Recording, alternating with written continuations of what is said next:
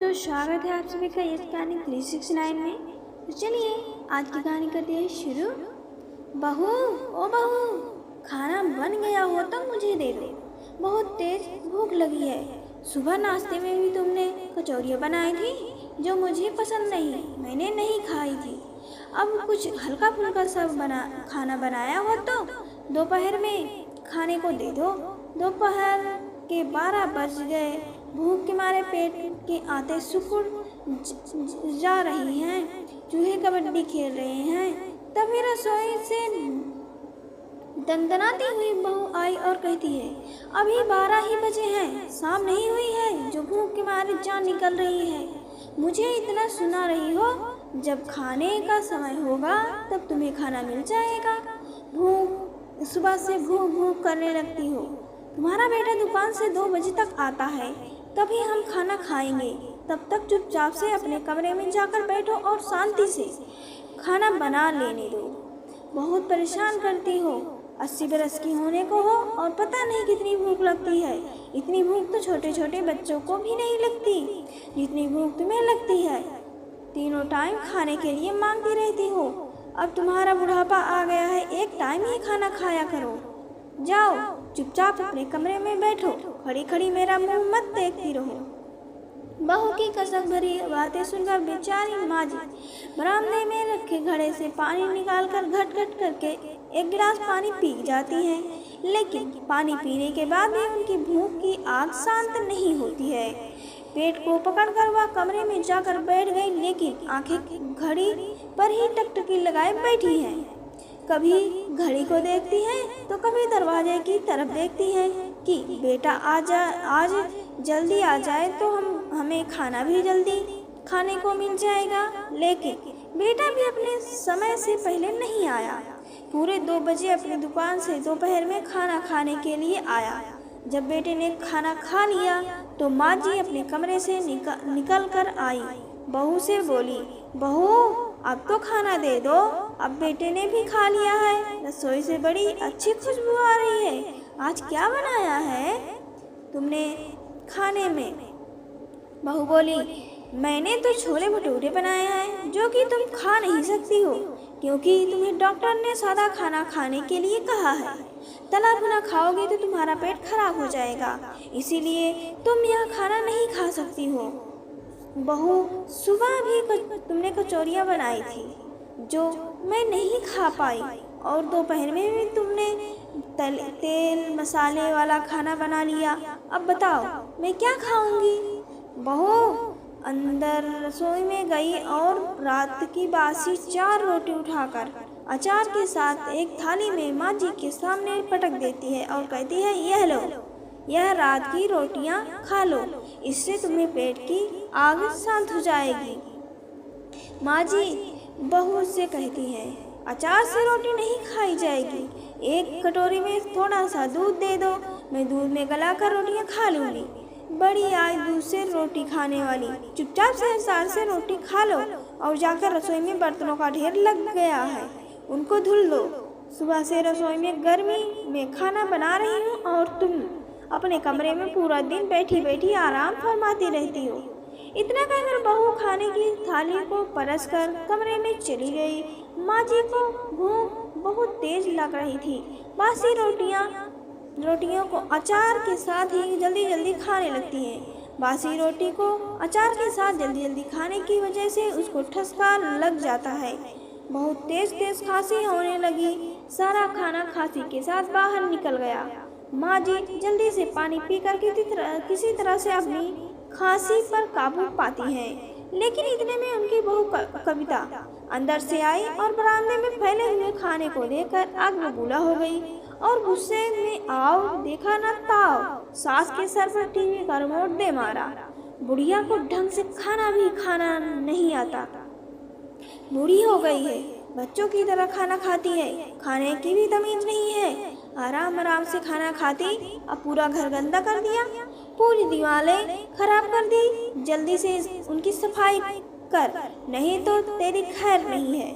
मैंने कहा था कि खाना खाने के बाद रसोई के बर्तन साफ कर देना, तूने तो पूरा घर ही फैला कर रख दिया। मैं अपने कमरे में जा रही हूँ, जल्दी से सफाई कर दो वरना ठीक नहीं होगा। उसके बाद ही मैं अपने कमरे से निकलूंगी, वरना तुम्हारी गंदगी देख कर के मुझे भी उल्टी आ जाएगी। बहू ने अपनी सासू जी के सर पर रिमोट इतना तेज मारा था कि उनके सर से खून निकलने लगा। बहू के इस तरह के व्यवहार को देखकर माँ जी बरामदे के एक कोने में ठिठक कर खड़ी रह गई। बहुत देर तक खड़ी खड़ी रोती रही, अपनी किस्मत को कोसती रही। हे भगवान, इससे तो अच्छा मुझे ऊपर ही उठा लो। मुझे बहू बेटे के साथ नरक की जिंदगी नहीं जीनी है।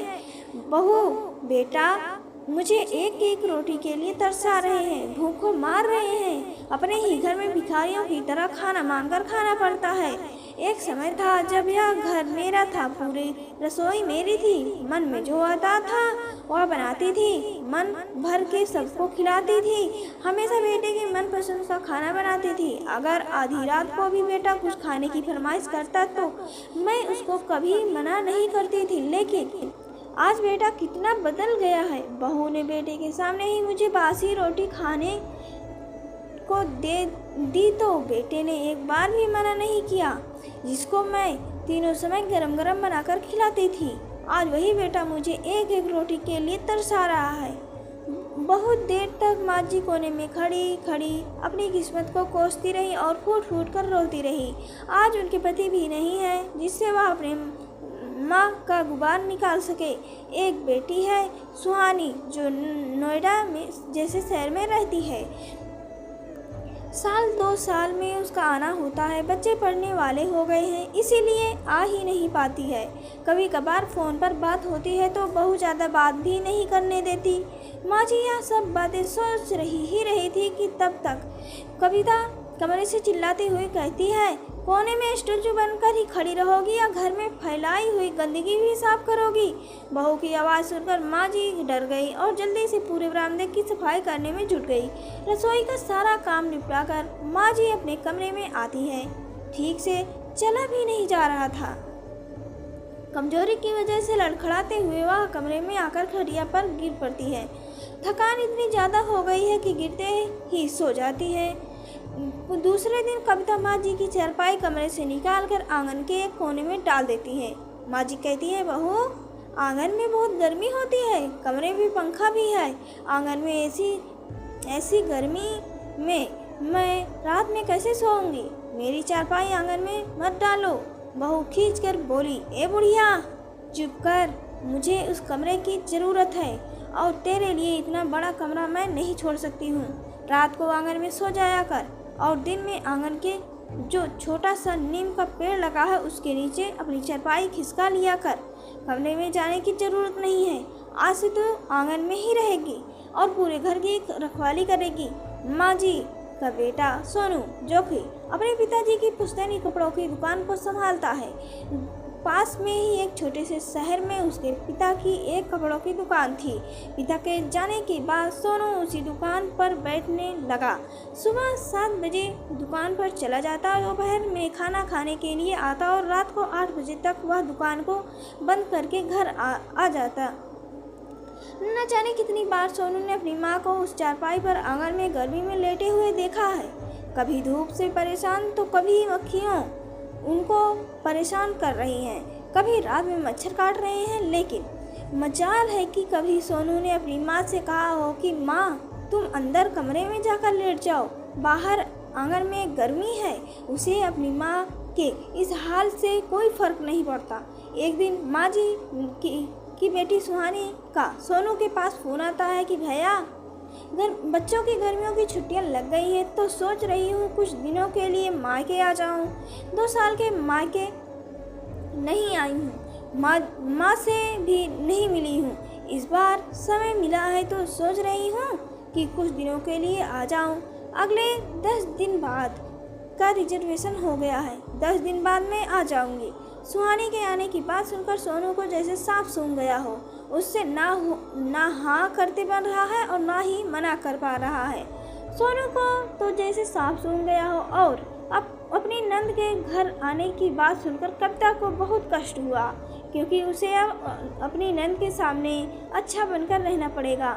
सास की सेवा करनी पड़ेगी, समय से खाना देना पड़ेगा, जो कि उसे बिल्कुल भी पसंद नहीं है, क्योंकि सुहानी के सामने सोनू और कविता दोनों ही अच्छा बनने का नाटक करते हैं।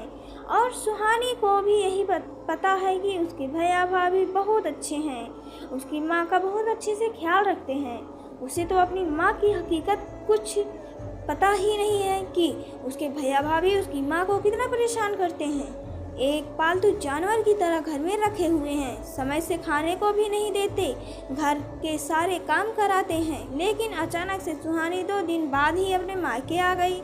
मायके में जैसे ही वह घर के अंदर आई तो तपती हुई धूप में एक छोटे से नीम के पेड़ के नीचे देखती है कि उसकी माँ चारपाई पर लेटी हुई है, सूखकर कांटा हो गई है। ऐसे लग रहा कि सिर्फ हड्डियों का ढांचा है, मांस तो रहा ही नहीं है, पूरी चारपाई में चिपकी हुई है। पहले तो सुहानी को पता ही नहीं चला कि उसकी माँ चारपाई पर लेटी है। जब नज़दीक गई तो देखकर चौंक जाती है और कहती है, माँ तुम इतनी धूप में आंगन में क्यों लेटी हो? कितनी गर्म लू चल रही है, तुम्हारी तबीयत खराब हो जाएगी, अपने कमरे में जाओ।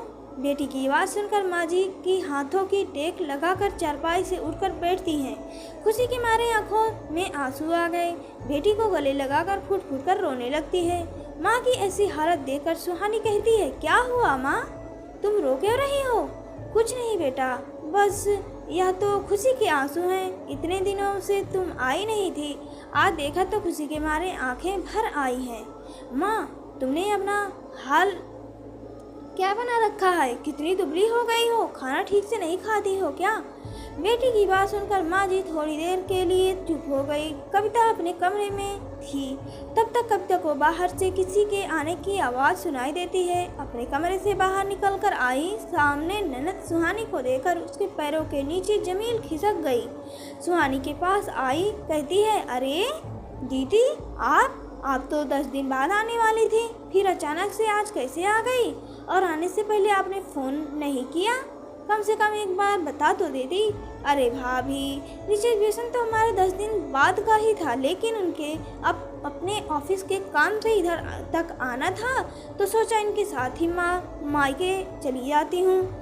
अकेले बच्चों के साथ आने में दिक्कत भी होती है, और सोचा आप सबको सरप्राइज देकर खुश कर दूंगी, यही सोचकर आपको नहीं बताया। सुहानी की बात सुनकर कविता मुंह बनाती हुई कहती है कि फिर भी दीदी, आने से पहले बताना तो चाहिए, कम से कम मैं आपके लिए कुछ तैयारी करके रखती। कविता अच्छा बनने का नाटक करते हुए अपनी ननद को कूलर वाले कमरे में ले गई और अपनी सास को भी डांटते हुए कहती है, क्या माँ जी, दोपहर में आंगन में लेटी हो, तबीयत खराब हो जाएगी, चलो अंदर कूलर में चल कर लेटना। दीदी अब आप ही समझाओ माँ जी को, बहुत जिद्दी हो गई हैं, बुढ़ापे पर हर बात जिद करने लगी हैं। कितना भी समझा लो लेकिन अपनी ही करती हैं। अगर तबीयत खराब हो गई तो कल को मुझे ही उनकी सेवा करना पड़ेगा। आखिर मेरे अलावा इनका है ही कौन? हम ही तो उनके बुढ़ापे पर देखेंगे। बहू लड़के आखिरकार होते ही किस लिए हैं? बातें बनाते हुए कविता ने कहा। भाभी की बातें सुनकर कि सुहानी बहुत खुश हो गई कि उसकी भाभी कितनी अच्छी है, उससे जो उसकी माँ का इतना ख्याल रखती है। माँ का हाथ पकड़कर सुहानी कमरे में ले गई और समझाते हुए कहती है, माँ तुम भाभी की बात को माना करो, ऐसे आंगन में लेटा मत करो। माँ जी धीरे से बड़बड़ाई बहू की ही तो बात मान रही हूँ, तभी तो आंगन में लेटी हूँ।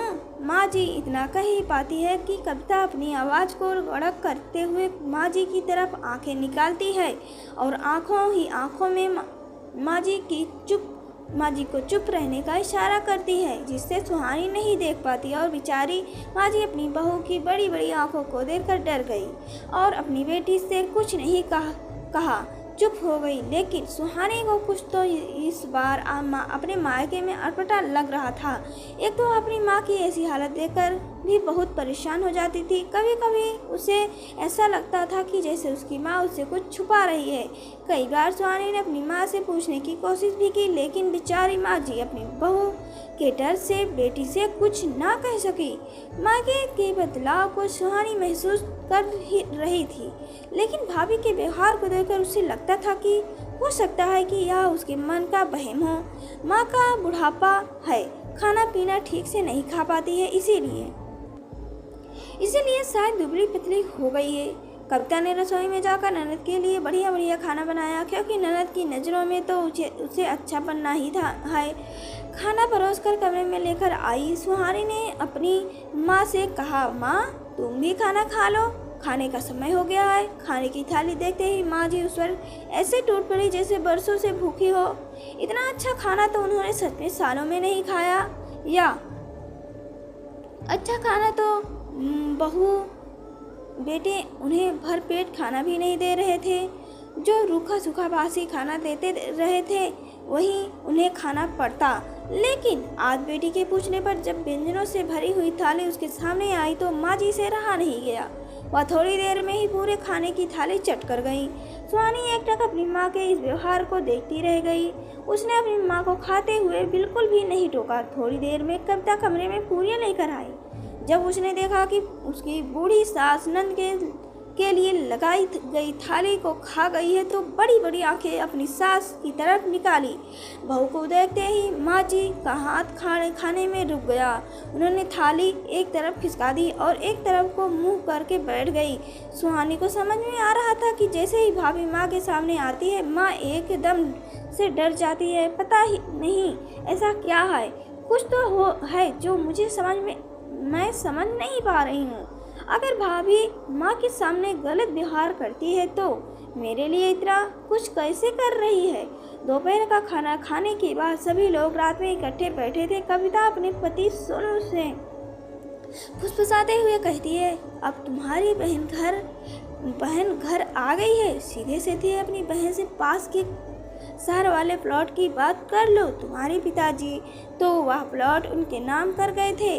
जब तुम्हारी बहन के नाम तुम्हारे पिता ने वह प्लॉट किया था तब तो उनकी माली हालत ठीक नहीं थी। ससुराल वाले भी अच्छे नहीं थे और उनके पति भी कोई नौकरी नहीं करते थे। इसीलिए बुढ़ा इतना बड़ा प्लॉट बेटी के नाम कर गया था। बुढ़ा तो मर कर चला गया, लेकिन मेरे लिए मुसीबत छोड़ गया। उस प्लॉट के चक्कर में इसकी इतनी आगभत करनी पड़ती है। एक बार वह प्लॉट मेरे कब्जे में आ जाए फिर बताती हूँ माँ बेटी को। मैं तो कभी ना बुलाऊंगी इसको। क्या हुआ भाभी, क्या फुसुर फुसुर कर रही हो? जरा तेज बोलो तो हम भी सुन लें। सोनू बात को बनाता हुआ कहता, अरे कुछ नहीं सुहानी, तुम्हारी भाभी कह रही थी कि सुहानी दीदी की किस्मत कितनी अच्छी है। अब तो जीजा जी भी अच्छी खासी नौकरी करते हैं, ससुराल में भी सब कुछ अच्छा चल रहा है। नोएडा जैसे शहर में रहती हो, खूब सारे पैसे हो गए हैं। हाँ भैया, यह सब आप सबका ही आशीर्वाद है। सोनू बात को बढ़ाता हुआ कहता है, तो मैं यह कह रहा था कि जब सब कुछ तुम्हारे पास हो गया है सुहानी, तो जो पिताजी ने प्लॉट तुम्हारे नाम किया था उसको तुम हमें वापस कर दे। तुम्हें तो पता है कि दुकान में ठीक ठाक ही चलती है। 3 बच्चे हैं, घर के खर्चे बढ़ गए हैं, ऊपर से माँ की बीमारी भी बहुत सारा खर्चा होता है। और जो प्लॉट पिताजी ने तुम्हें दिया था वह शहर के बीचों बीच है, जिसकी कीमत आज के समय में 40 लाख से कम नहीं है। सोनू की बात सुनकर के सुहानी कहती है, हाँ भैया, मैं अभी यही सोच ही रही थी कि वह प्लॉट अपने मायके में भाई भाभी को वापस कर दूं। अब मुझे मायके की प्रॉपर्टी की ज़रूरत नहीं है। ऐसा करना भैया भाभी, मैं 10 दिन तक रुकूंगी, तब तक सारे कागजात तैयार करवा लेना और मैं वह प्लॉट आपके नाम करके जाऊंगी। मुझे अब उसकी ज़रूरत नहीं है। वैसे भी माँ का ख्याल बुढ़ापे पर आप दोनों को ही रखना है, तो उनकी प्रॉपर्टी पर हक आपका ही बनता है। बस मैं तो यही चाहती हूँ कि आप माँ की बुढ़ापे पर अच्छे से देखभाल करें और उनकी सेवा करें। इससे ज़्यादा मुझे कुछ नहीं चाहिए। मेरी माँ खुश रहे। सुहानी की बात सुनकर के सोनू और कविता खुशी से फूले नहीं समाते हैं और प्लॉट अपने नाम होने की बात सुनकर झट से कविता माँ जी के पास आती है और उनके पैर पकड़कर दबाने लगती है। अरे दीदी, तुम चिंता मत करो, हम तो माँ को अपनी पलकों पर बिठा कर रखेंगे, आप सेवा करेंगे। लेकिन माँ जी बार बार अपने पैरों को बहू के हाथों से खींच रही है, क्योंकि उन्हें पता है बहू जितना पैर नहीं दबाएगी, इससे ज़्यादा बेटी के जाने के बाद मेरे ऊपर जुर्म ढाएगी। दूसरे दिन ही कविता और सोनू प्लॉट को अपने नाम करवा लेने के लिए कागज बनवाने के लिए चले जाते हैं।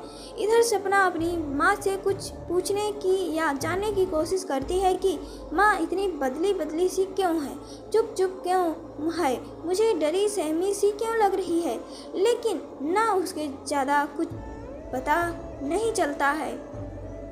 तभी सुहानी का भतीजा जो कि 12 साल का है उसकी अपनी बुआ से कहता है कि मुझे भूख लगी है, कुछ खाने को दे दो। सुहानी रसोई में भतीजे के लिए खाना परोसने चली जाती है। पीछे पीछे उसका भतीजा भी आ जाता है। रसोई में रखी हुई बासी रोटियों को देखकर कहता है, अरे यह तो दादी का खाना है, मैं दादी को देकर आता हूँ। भागकर उन रोटियों को दादी के सामने फेंक देता है। पीछे से सुहानी रोकते हुए बाहर आती है, कहती है, क्या कर रहे हो, दादी को बासी रोटियाँ क्यों दे रहे हो?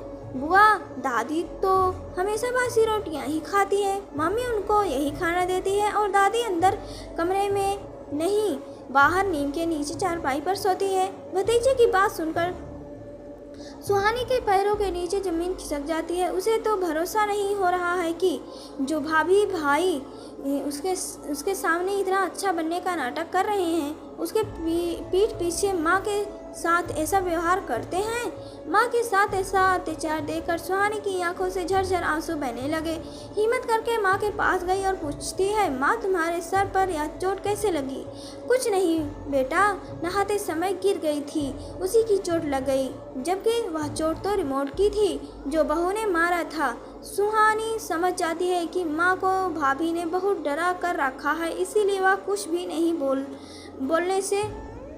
बोलने से डरती है और उसे माँ के डरे से में व्यवहार का पता चल जाता है।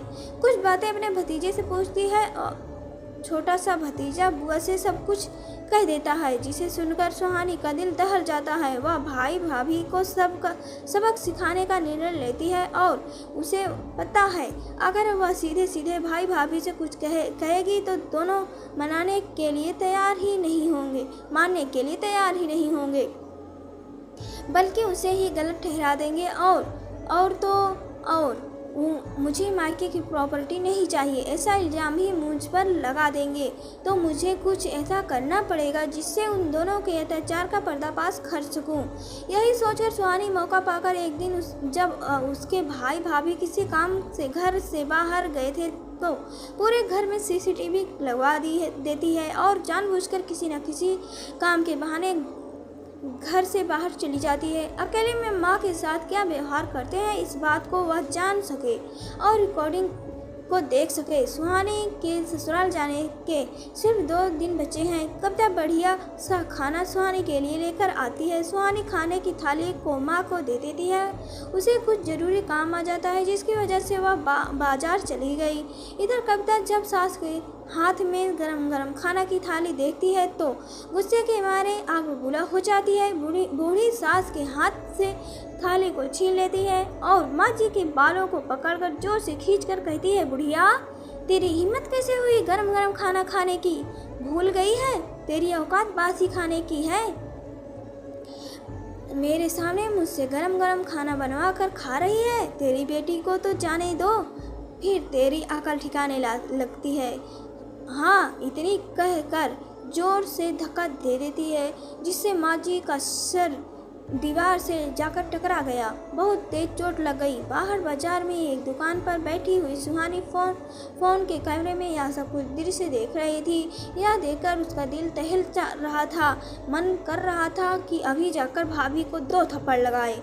कविता इतने पर भी नहीं रुकती है। बहुत जोर से सास का हाथ पकड़कर रसोई में ले गई जहां बर्तन का ढेर लगा है। कहती है, जल्दी से इनको धुल दो, जब तक तेरी बेटी आ रही है उससे पहले साफ हो जाने चाहिए। जल्दी जल्दी हाथ चलाना। बहुत सेवा करवा ली तूने पिछले 1 हफ्ते में। आधे घंटे बाद सुहानी घर वापस आ गई। सुहानी को देखते ही उसकी भाभी कहती है, दीदी आज खाना खाने के बाद कोर्ट चलना है। तुम्हारे भैया ने सारे कागजात तैयार करवा लिए हैं, बस दस्तखत करने की देरी रह गई है। सुहानी कहती है, हाँ भाभी, बस दस्तखत करने की देरी रह गई है, लेकिन अभी घर तुम्हारा नहीं हुआ है। आपको प्लॉट के साथ साथ कुछ और भी देना है। और क्या देना है दीदी? मैं समझी नहीं, आप क्या कहना चाहती हैं? सुहानी भाभी के गाल पर तो जोरदार थप्पड़ लगाती है। गाल पर पड़े थप्पड़ को देकर कविता तमतमा जाती है। मारने की, उसके सर पर रिमोट मारने की, बासी खाना खिलाने की, डरा कर रखने की। नंद के मुंह से अपनी सच्चाई सुनकर कविता की बोलती बंद हो गई। तब तक कमरे से कागजात निकालकर सोनू भी आ गया। कविता रोते हुए शिकायत करती है कि तुम्हारी बहन ने मुझे थप्पड़ मारा है। सोनू चिल्लाते हुए सुहानी से कहता है, तुम्हारी हिम्मत कैसे हुई मेरे ऊपर हाथ उठाने की? तुम सुहानी चिल्लाकर कहती है, और तुम्हारी हिम्मत कैसे हुई मेरी माँ के बाल पकड़कर दीवार में मारने की, उसके सर पर रिमोट मारने की, बासी खाना खिलाने की, डरा कर रखने की?